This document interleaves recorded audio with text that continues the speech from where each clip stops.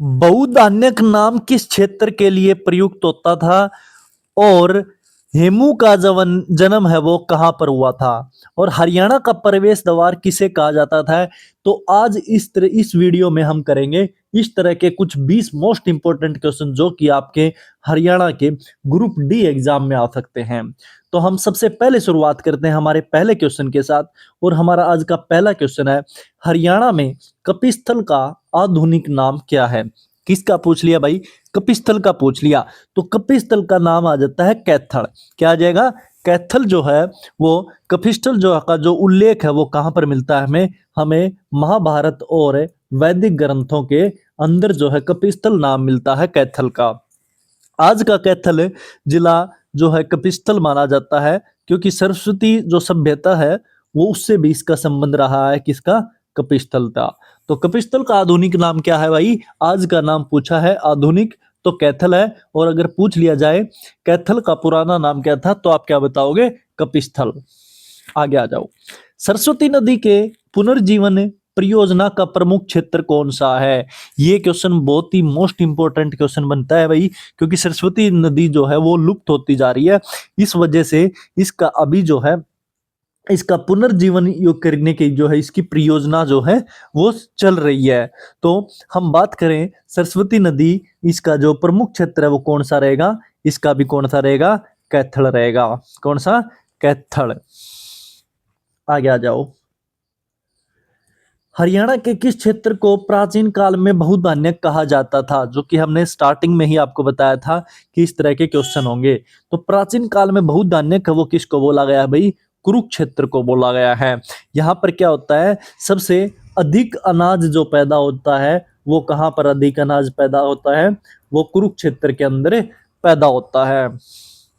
और इसीलिए जो कुरुक्षेत्र की जो भूमि है वो प्राचीन काल से ही काफी उपजाऊ मानी जाती है।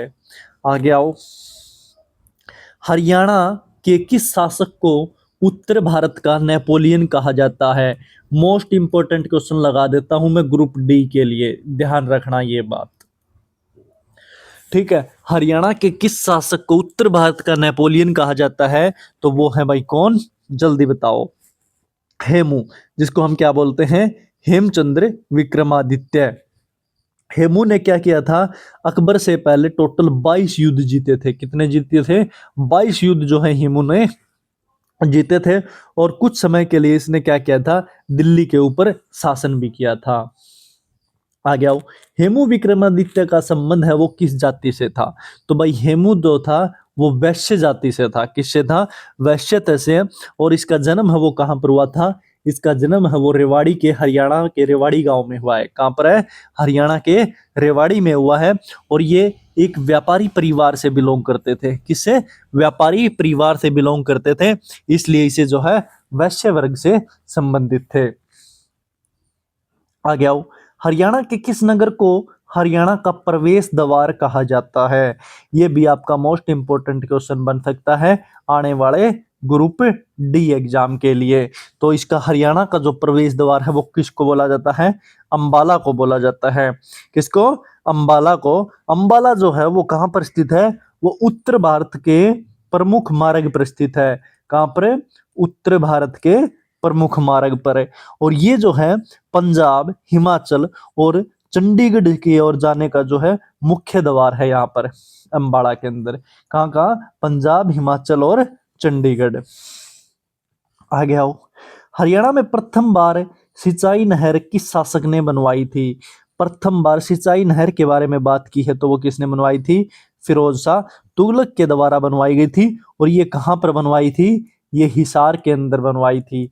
आपको पता होना चाहिए हिसार को हिसार ए फिरोजा भी बोला जाता है। तो भाई ये किसके लिए बढ़ावा दिया था, कृषि और सिंचाई के लिए बढ़ावा दिया था। इस वजह से जो है इसकी जो है सिंचाई नहर का शासक है वो फिरोज शाह तुगलक ने हिसार में करवाया था। हरियाणा में अग्रोहा किस ऐतिहासिक वंश की राजधानी थी। किसकी पूछ ली, अग्रोहा की। तो भाई अग्रोहा से एक नाम याद आ जाता है, अग्रवाल। और अग्रवाल क्या होते हैं, बणिये होते हैं। क्या होते हैं, बणिये होते हैं। और ये किसके द्वारा स्थापित हुआ था, महाराजा अग्रसेन के द्वारा। महाराजा अग्रसेन जो थे वो भी बणिये थे और महाराजा अग्रसेन द्वारा जो है स्थापित हुआ थे, इसकी राजधानी अग्रवा। तो अगर हम बात करें तो ये अग्रवाल जो समाज का है जो है ऐतिहासिक राजधानी मानी जाती है। किसकी? अग्रवाल समाज की ऐतिहासिक राजधानी मानी जाती है अग्रोहा। आ गया हो। योद्धे गणराज्य का प्रमुख क्षेत्र कौन सा था? अब पूछ लिया भाई योद्धे, योद्धे था वो रोहतक। कौन सा था? योद्धे गणराज्य रोहतक का जो है प्रमुख क्षेत्र माना जाता है। तो जैसे कि रोहतक, भिवानी और आसपास का क्षेत्र भी इसमें शामिल होता था योद्धे गणराज्य में। आ गया हो। हरियाणा में बौद्ध धर्म का प्रसार है वो किस शासक के समय हुआ? किसका पूछ लिया? बौद्ध धर्म का। नाम से ही पता होना चाहिए, बौद्ध धर्म अशोक के टाइम के थे। तो मौर्य जो सम्राट थे उन्होंने, अशोक, उन्होंने क्या किया था? बौद्ध धर्म को अपनाया था मौर्य सम्राट अशोक ने। और उनके समय क्या बने थे? स्तूप बने थे, स्तूप बने थे और साथ ही विहार बने थे, स्तूप विहार बने थे। ये किनके समय पे? सम्राट अशोक के समय पर। आ गया हो। हरियाणा में स्थित कपाल मोचन मेला है वो किस जिले में लगता है भाई? कपाल मोचन मेला अभी सीईटी के ग्रुप सी में पूछा गया था। अगर जिस जिस बच्चों ने ग्रुप सी का पेपर दिया होगा तो उनको पता होगा। जो कपाल मोचन जो मेला वो कहाँ लगता है? यमुना नगर में लगता है। कहाँ पर? यमुना नगर में लगता है। और यह जो मेला है वो किससे जुड़ा हुआ है? वो सरस्वती माँ से जुड़ा हुआ है। किससे? सरस्वती तीर्थ से जुड़ा हुआ है ये कपाल मोचन मेला। और धार्मिक और सांस्कृतिक दृष्टि के लिए भी बहुत ही महत्वपूर्ण माना गया है ये कपाल मोचन मेला। आ गया हो। हरियाणा के किस नगर में जामा मस्जिद फिरोज शाह तुगलक ने बनवाई? जहां भी फिरोज शाह तुगलक का नाम आ जाता है तो हिसार आपका सही उत्तर आ जाता है। यहाँ पर क्या किया था? कई मस्जिद और किले भी बनवाए थे। किसने? हिसार फिरोजा में फिरोज शाह तुगलक ने। आ गया हो। 1857 के विद्रोह में हरियाणा के किस क्षेत्र में सबसे पहले सरकारी दफ्तर जला दिए गए? किस टाइम पर भाई? 1857 की क्रांति के टाइम पर पूछा है। तो सबसे पहले वो सरकारी दफ्तर जो जलाए गए थे वो कहां पर जलाए गए थे? रोहतक के अंदर जलाए गए थे। क्योंकि रोहतक ही जो है वो प्रमुख केंद्र माना गया है। 1857 की क्रांति का प्रमुख केंद्र है वो रोहतक को बोला गया है। आगे आओ। हरियाणा के किस नेता को दीन बंधु कहा जाता है? भाई दीन बंधु से नाम आ जाता है सर छोटू राम जी का। किसका आ जाता है? सर छोटू राम जी का। इन्होंने क्या किया था? इन्होंने किसानों और गरीबों के लिए खूब काम किया है। किसके लिए? किसानों और गरीबों के लिए खूब काम किया है। और साथ ही भूमि सुधार जैसे जो कानून थे उनके भी ये जनक माने जाते हैं। कौन? सर छोटू राम जी। आ गया हो। हरियाणा में पहली बार विधान परिषद कब बनी? ये मैंने करवाया हुआ है भाई आपको कि जो विधान परिषद है वो कब बनी थी सबसे पहली बार? 1969 में बनी थी। कब बनी थी? 1969 में बनी थी। और हरियाणा है वो कौन सी विधानसभा वाला राज्य बना? द्विसदनीय। कौन सा? द्विसदनीय विधान परिषद वाला जो है राज्य हरियाणा बना है। बाद में इसको विधान परिषद जो है समाप्त कर दी गई। आ गया हो। हरियाणा के किस क्षेत्र में शिवालिक संस्कृति के अवशेष मिले हैं? देखो भाई शिवालिक और रावरावली दो के बारे में पूछा है। तो शिवालिक से आ जाता है ऊंचे पहाड़। ऊंचे पहाड़ है वो कौन सी साइड में है? पंचकुला साइड में है। कौन सी साइड में है? पंचकुला साइड में है। तो शिवालिक जो है वो पर्वत श्रृंखला का क्षेत्र मानते हैं। और प्राचीन मानव गतिविधियों के यहाँ पर प्रमाण भी मिले हैं। किसके मिले हैं? मानव गतिविधियों के प्रमाण मिले हैं यहाँ पर। आ गया हो। हरियाणा के किस शासक ने अकबर का विरोध किया था? किसका पूछ लिया भाई? अकबर का विरोध है वो कौन से शासक ने किया था हरियाणा के? तो इसका सही उत्तर आ जाएगा हेमू। कौन सा आ जाएगा? हेमू ने क्या किया था? अकबर की सेना को कई बार जो है पराजित किया था। किसने? हेमू ने। किसने? हेमू ने। और जो दूसरी जो पानीपत की लड़ाई हुई भी है ये क्या हुए थे? मुझे है पराजित हुए थे। किस लड़ाई में? दूसरी पानीपत की जो लड़ाई हुई थी उसमें जो कौन है जो है हेमू है वो पराजित हुए थे। आगे आओ जल्दी से। हरियाणा में फुल्किया रियासतें कितनी थी? ये नाम आ जाता है भाई फुल्किया रियासतें।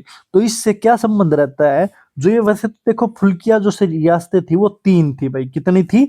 तीन रियासत थी। कौन कौन सी थी? एक पटियाला थी और एक जींद थी और एक नाभा थी। पजीना। कनीना समझ गए होगे, तो कनीना से आप याद कर लो इसको पजीना।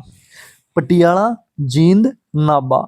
और ये कौन सी ये थी भाई जाट से संबंधित थी। ये जो फुल्किया रियासत जो है वो किससे संबंधित थी, ये जाट वंश से संबंधित ये फुल्किया रियासत। आगे आओ।